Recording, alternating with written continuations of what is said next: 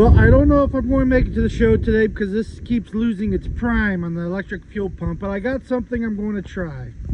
On the fast pump, between the pump itself and the fuel filter plate, there's two O-rings.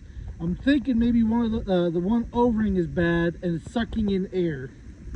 Yeah, I took the pump off, changed the O-ring, the one O-ring on it, and it's still doing the same thing. I got it all primed up, it was staying primed, but as soon as I turned the key off for like more than 15 seconds or something like that, it loses its prime.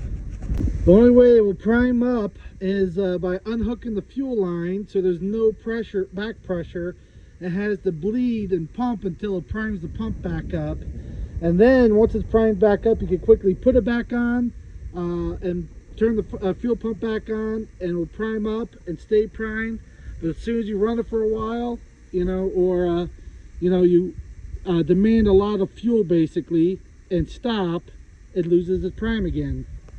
So I gotta go through everything like a fine-tooth comb and figure out what's going on with this. I do know just under the pump there's like a plastic ball valve or a check valve. Maybe it's something to do with that. Not the check valve for the return line, because that's working fine. It's there's a check valve under the pump. When I had it out, I saw it. Maybe it's something to do with that. Like, even though I can loosen the return line on the pump and try to prime it back up, but it doesn't want to prime even that way. You have to basically have no back pressure at all for it to even prime up.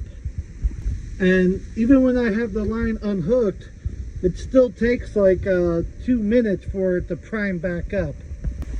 So I don't know what's going on. Maybe it's the homemade diesel fuel, I don't know. Like even yesterday, I tried to hook it up to the gas can and bypass the fuel tank completely, and it still does it.